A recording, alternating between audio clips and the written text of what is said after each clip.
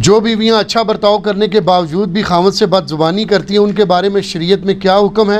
کیسے سمجھایا جائے کہ کچھ رہنمائی فرما دیں؟ یہ ہمیشہ سوال عورتوں کے اوپر کیوں آتا ہے؟ وہ تو خود پسا ہوا طبقہ ہے. یعنی ہمارے مسلمان معاشرے میں بھی مرد جو ہے بہت ظالم ہے. تو یہ تو کبھی سوال نہیں آیا کہ جو مرد یہ کرتا ہے تو اس کی عورتیں کیا کریں. تو عورت اگر بد زبانی کرتی ہے تو قرآن میں آیا کہ عورتوں کی کئی عادتیں تمہیں بری لگیں گی، لیکن تم یہ بھی دیکھو ان میں کئی ایسی اچھائی ہیں جو تم میں موجود نہیں ہوں گی. سورہ نساء کے اندر آتا ہے. تو اس کے ساتھ گزارا کرو. بخاری مسلم میں حدیث ہے کہ عورت جو ہے یہ ٹیڑھی پسلی سے پیدا ہوئی ہے، اس کو سیدھا کرنے کی کوشش نہ کرو ورنہ توڑ بیٹھو گے. اور اس کو توڑنا، اس کو طلاق دینا ہے.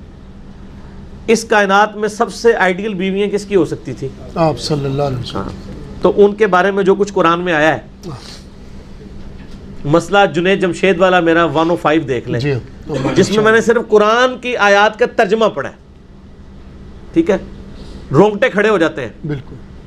پارہ نمبر 21 کا آخری صفحہ پڑھ لیں سورۃ الاحزاب کے اندر.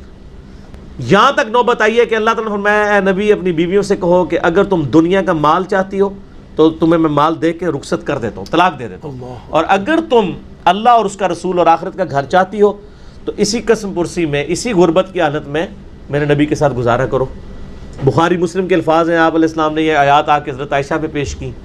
انہوں نے رونا شروع کر دیا. ان کا میں اللہ اس کا رسول اور آخرت کا گھر چاہتی ہوں. حالانکہ نبی علیہ السلام فرمایا اپنے باپ سے مشورہ کر لو، دیکھ لو جس طرح بہتر سمجھتی ہو، میں تمہیں چھوڑ دیتا ہوں. آپ صلی اللہ علیہ وآلہ وسلم کو بھی دنیاوی اعتبار سے اپنی بیویوں سے تکلیف اٹھانی پڑی. تو باقی تو پھر کس کھاتے میں؟ کوئی نہیں. تو یہ آزمائش ہے سر. بیویوں اور اولاد کے اندر فتنہ کہا گیا نا قرآن میں ہے. جی. پنجابی والا نہیں، عربی والا فتنہ، آزمائش. اگر یہ نہ ہوتی نا، وہ مجھے اشفاق صاحب کی بات یاد آئی ہے. اشفاق احمد صاحب کہتے تھے کہ بچہ جو ہے نا یہ عورت کی راہ کھوٹی کر دیتا ہے. دیکھیں اولاد کے پیچھے ذلیل ہو جاتی ہے عورت. جی. میرے بچے چھوٹے، میرے کے بچے نہ بنے. اور عورت جو ہے یہ مرد کی راہ کھوٹی کر دیتی ہے. عورتوں کے پیچھے کیا کچھ نہیں مردوں کو کرنا پڑتا ہے حلال و حرام کے حوالے سے. تو یہ ساری آزمائشیں ہیں، انہی کے ساتھ وقت گزارنا ہے. اور اس کے لیے میں آپ کو ایک نسخہ بتا دیتا ہوں. لاہور کا راستہ بھی بتا رہا ہوں تو آپ کو کرایہ بھی دے دیتا ہوں. جزاک اللہ. وہ یہ ہے کہ جب آپ کو بیوی سے کوئی تکلیف پہنچے تو بڑا آسان سا حل ہے، صبر کر لیں.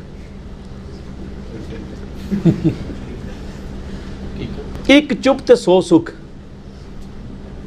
جب آپ آخرت اورینٹڈ ہوں گے نا، صبر کرنا بھی آسان ہو جائے گا. یقین کریں جتنی گالیاں مجھے کھانی پڑتی ہیں علماء سے، تو میں تو کب سے چھوڑ چھاڑ کے سارا بیٹھ گیا ہوتا. صحیح. میں نے یہ تیہ کر لیا کہ یار اگر پیغمبروں کو جادوگر کہا گیا ہے، ان کو دجال کہا گیا، نعوذ باللہ، حضرت عیسیٰ علیہ السلام کو، نبی علیہ السلام کو جادوگر، دیوانہ، شاعر کہا گیا ہے، تو سر ہماری کیا اوقات ہے؟ صحیح بات ہے. میرے خیال ہم اپنی کو اوقات سمجھ رہے ہوتے ہیں، اس لیے ہم صبر نہیں کر رہے ہوتے. وقت کے پیغمبر کو اگر اتنی گالیاں کھانی پڑے تو پیغمبر کو بھی چاہیے تھا، وہ اللہ کو کہتا ہے اللہ میرے کو کام نہیں ہوتا. جی. نہیں کہا نا. تو آپ کو تو وہ تکلیفیں نہیں کاٹنی پڑ رہی. اسی طریقے سے بیوی سے، بچوں سے بھی تکلیف پہنچے، صبر کریں. اور میں بتاؤں صبر سے کئی معاملات حل ہو جاتے ہیں. وہ ایک گورے کا وہ رول بھی ہے نا کہ 80-20 رول اسے کہتے ہیں. وہ کہتا ہے 20% تو تکلیف آتی ہیں ڈیسٹنی، تقدیر کی وجہ سے، لیکن 80% ہم خود اضافہ کرتے ہیں اس میں. یہ بڑے پوائنٹ کی بات کی ہے اس نے. قدرت صرف 20% تکلیفیں ڈالتی ہے، باقی 80% ہم اس میں بگاڑ کی وجہ سے ڈالتے ہیں. مثال کے طور پہ میں آپ کو اوریجنل واقعہ بتاتا ہوں. ہمارے اسلام آباد میں ایک دوست ہیں، وہ مجھے بتانے لگے کہ ان کے ادھر اسلام آباد میں I-10 سیکٹر کے اندر ایک بندے نے نئی گاڑی نکلوائی. تو اس کا چھوٹا بچہ تھا 7-8 سال کا. وہ آیا تو اس کے ہاتھ میں کوئی پرانی چابی تھی، اس نے اس کے اوپر یوں لکیر مار دی. اب نئی گاڑی کے اوپر لکیر، اگر ویسے دیکھا جائے تو کیا فرق پڑ گیا یار؟ جی. اگر اسی گاڑی میں ایکسیڈنٹ ہو اور اس کا بچہ مر جائے اور اس کو اس کے اگینسٹ آفر کی جائے کہ بچہ چاہیے نئی گاڑی، تو کیا کہے گا وہ بچہ؟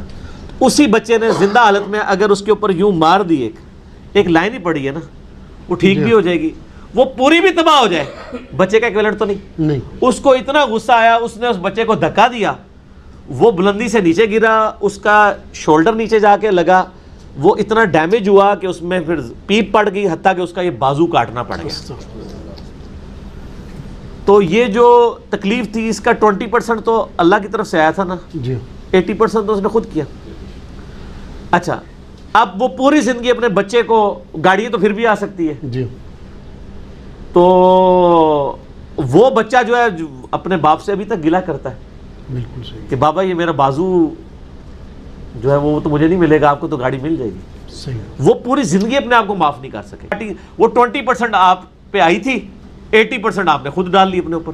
آپ زندگی، یہ ساری باتیں میں یعنی یہ میں صرف آپ کے سامنے نہیں کر رہا ہوں، میں پریکٹیکلی اپنے اوپر اپلائی بھی کرتا ہوں. میں اپنی بیوی کو بھی، بچوں کو بھی اس حوالے سے یعنی گائیڈ کرتا ہوں. اور میری زندگی اس چیز کا یعنی منہ بولتا ثبوت ہے کہ میرے اوپر جب بھی اس طرح کے معاملات آتے ہیں نا تو میں الحمدللہ صبر کی روش اختیار کرتا ہوں کہ مزید کوئی معاملات نہ بگڑے. خاموشی اختیار کر لیں. کوئی گالی دیتا ہے، کوئی آپ کو، مجھے مسجد سے پکڑ کے بھی لوگوں نے باہر نکالا ہے علماء نے، میں نے کبھی شی تک نہیں کی ہے، کوئی لڑائی جھگڑا نہیں کیا. آپ صبر کی روش اختیار کریں. صبر، اور فیملی لائف کے لیے تو آپ کو صبر بہت ضروری ہے. عورتوں کا غصہ فوراً آتا ہے، ٹھنڈا بھی فوراً ہو جاتا ہے. صحیح. تو جب عورتوں کا غصہ ٹھنڈا ہو جائے، اس ہفتے اگر کوئی بدتمیزی کی ہے انہوں نے، تو آپ جو ہے نا ایک ہفتے کے لیے صبر کر لیں. اگلے ہفتے اسی دن ان کو بتائیں جو پچھلی دفعہ آپ نے کیا تھا، اگر یہ نہ ہوتا تو وہ بھی مان جائے کہ مجھ سے غلطی ہوئی ہے. صحیح. لیکن اس وقت تو وہ نہیں مانے گی، اس وقت تو آپ بھی ماننے کے لیے تیار نہیں ہوں گے. جی ٹھیک ہو نا. ایٹ دا اسپاٹ تو کوئی بندہ اپنی غلطی ماننے کے لیے تیار نہیں ہوتا. تو صبر و شکر کے ساتھ زندگی گزارنی پڑتی ہے. جزاک اللہ.